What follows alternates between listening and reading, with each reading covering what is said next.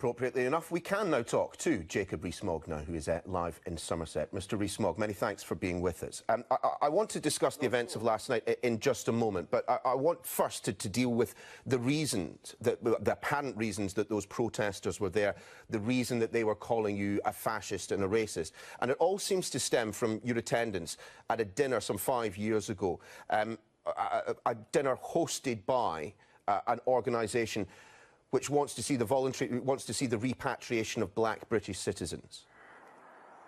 That's a disgraceful organisation. I didn't realise they held those views when I went. It is called the Traditional British Group. It sounded perfectly harmless. I checked with Central Office, Conservative Central Office at the time. They said they knew nothing of the group. But it was clearly a mistake for me to address them, and I've never shared those views, never held their views, and I think it is a very bad group.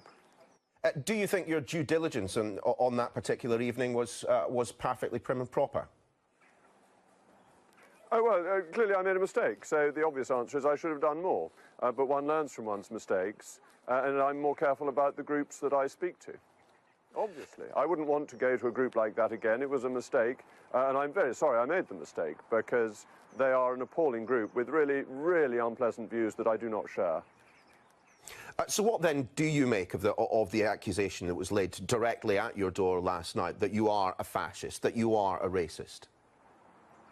Well, it's mere abuse. It's not a serious attempt at political debate. I went up to speak to the protesters to find out what views of mine they would like to discuss, what issues they had.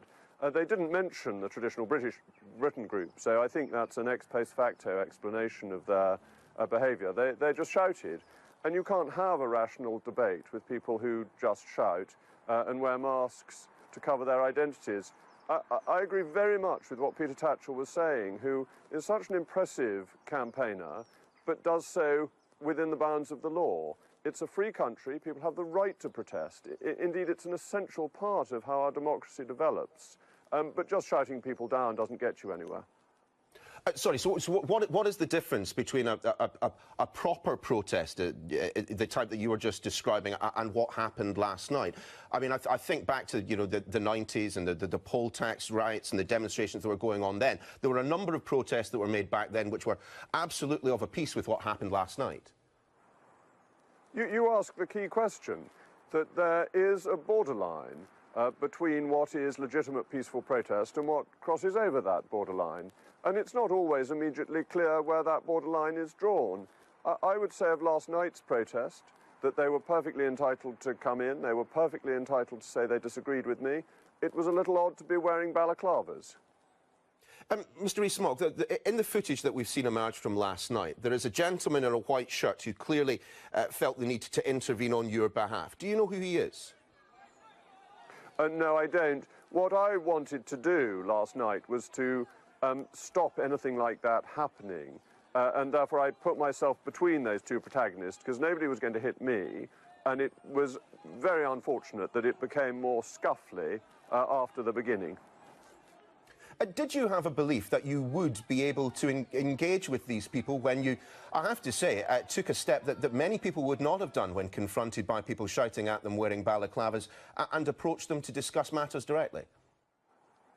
Oh yes, I have a great confidence in the rationality of the British electorate, and that most people, when you go up to them and say, what is it you would like to talk about, want to discuss it, like we're doing now. I can't see you as it happens, but I assume you're not wearing a face mask. It would be odd on Sky TV, but we can have a rational conversation. Some viewers may have appreciated if I had been wearing a face mask. You're rather lucky being at the other end of this conversation. But no, just to go back to the point of all of this, I mean, do you see this as an issue around freedom of expression, or an issue of security of our elected representatives? I mean, certainly that's what a number of your colleagues in the House of Commons think it's the latter, particularly given, you know, the murder of Joe Cox. I never felt threatened or unsafe. I believe very strongly that people have the right to protest. And I'm actually much more concerned about some of the really vile abuse and threats that a lot of women MPs receive, which puts into context what I had last night. What I had last night was a few shouty people and a few people getting a little bit cross. It was not the end of the world, and it was a reasonable protest that went a little bit too far. On the other hand, some of the abuse, particularly on social media, of particularly women MPs, I think is much more troubling, worrying and dangerous. You seem remarkably sanguine about the whole event. I mean, if it could be facilitated, would you be minded to sit down and hear those concerns and perhaps address them? Well, what's interesting is that the group I was addressing last night was not a Conservative group. And there were a number of people there who asked me, as the discussion progressed, difficult questions about my views. They wanted to challenge and engage with me. And yes, of course, I'm always up for debate and discussion. It's a part of politics I think is very important and I enjoy being involved with. And there are so many civilized people willing to discuss ideas who have very different views from my own. And there's no point in getting unduly aggressive when discussing politics, in my opinion. Do you think politicians such as yourself are more or less likely to engage with the public as a result of last night's events? Well, I'm going to carry on. And if you go back to the 1950s and 60s, you had election hustings, which were much more troublesome than what happened last night. You had eggs being thrown and all sorts of things. There is an element of politics that was ever thus. And I think it's really important that politicians are out and about, are willing to talk to people, because the overwhelming majority of people don't want to shout others down. They want to discuss views to work out how best the country can be governed. So it won't make any difference to what I do. Mr. Rees Mogg, whilst we have you, you have this morning stepped up your attack on the Treasury. You've accused them of fiddling the figures in terms of the analysis that has taken place. I'm wondering on what basis you make that assertion that they've fiddled the figures, and wonder what your economic forecast might say. Well, with these forecasts, it all depends on the information you put in the first place. And they put in assumptions that lead to their conclusions. So they are determined by the measures they put in. And those measures, I think, are fundamentally wrong.